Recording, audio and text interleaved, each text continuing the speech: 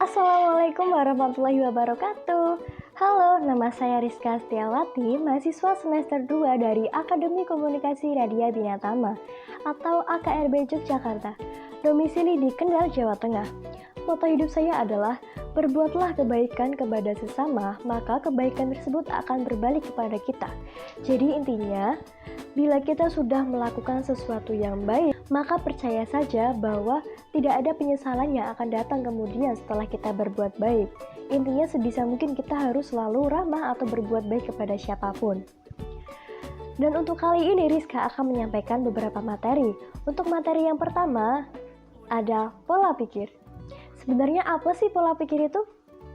Jadi pola pikir ini adalah cara kita berpikir atau menyimpulkan sesuatu dari sudut pandang tertentu. Terus apa sih pentingnya pola pikir bagi seseorang? Dengan adanya pola pikir atau mindset, mampu membawa seseorang ke dalam sesuatu yang lebih baik atau lebih positif.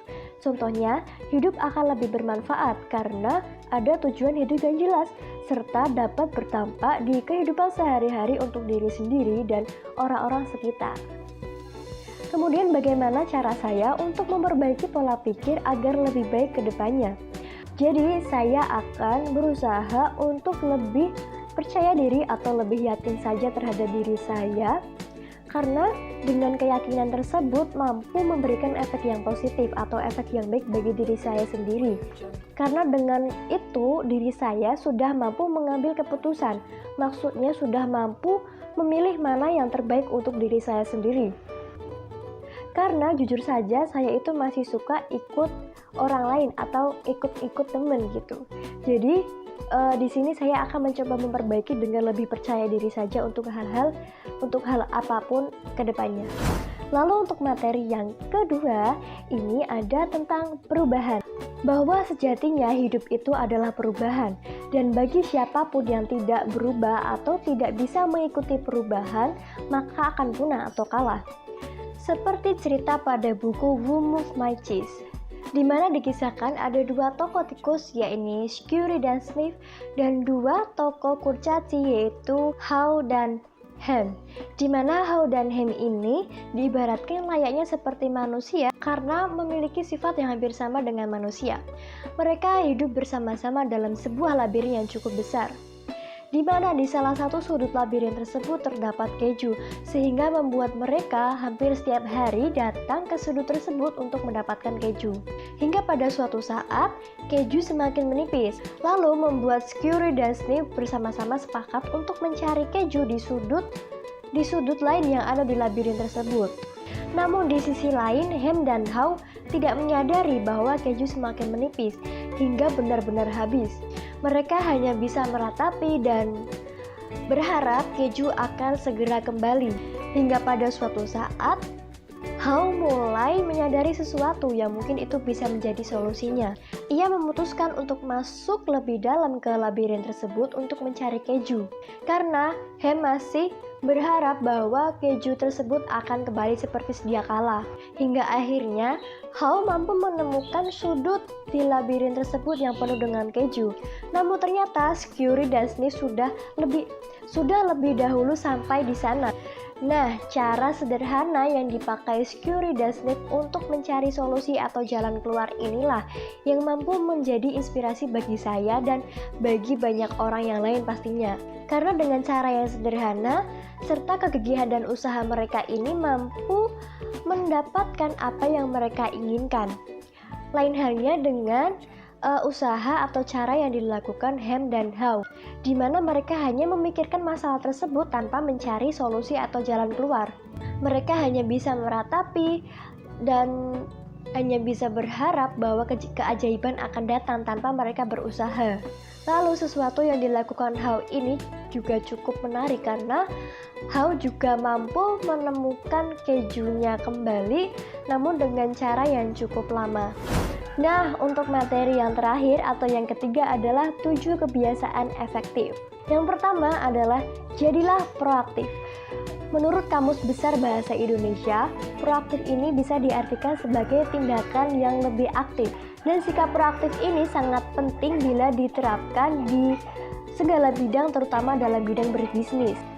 Hal ini karena seseorang mampu menangkap peluang yang ada dan mampu meningkatkan kualitas hidupnya.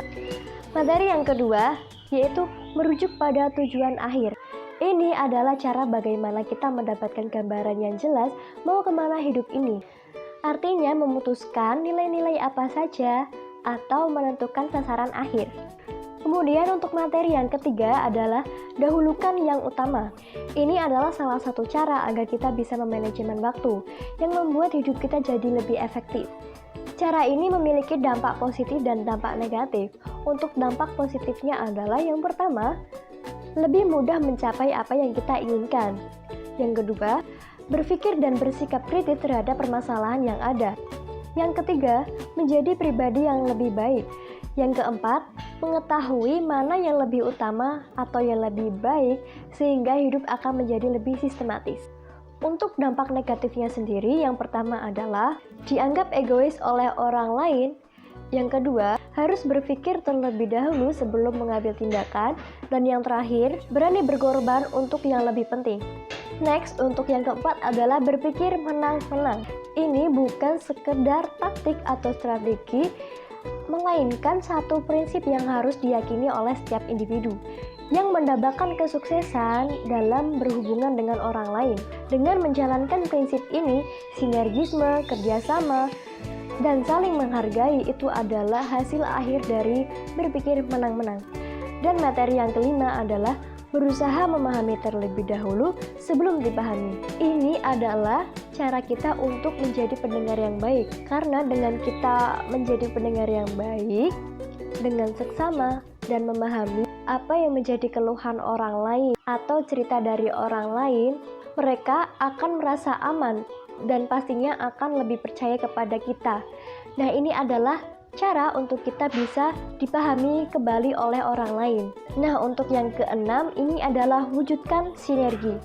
Sinergi adalah membangun atau mewujudkan hubungan kerjasama yang produktif untuk menghasilkan karya yang bermanfaat dan berkualitas. Dan untuk yang terakhir atau yang ketujuh yaitu mengasah gergaji. Mengasah gergaji di sini diartikan sebagai kita melakukan suatu hal yang menurut kita itu dapat membuat kita lebih refresh atau lebih senang, sehingga mampu mendapatkan kesegaran atau semangat baru untuk menjalani pekerjaan-pekerjaan rutin kita. Contohnya seperti liburan atau melakukan hal-hal yang menyenangkan atau melakukan hobi yang kita sukai. Oke, cukup sekian. Itu tadi adalah materi yang saya sampaikan kali ini. Semoga dapat bermanfaat untuk kita semua. Terima kasih atas perhatiannya. Wassalamualaikum warahmatullahi wabarakatuh. Sampai jumpa lagi.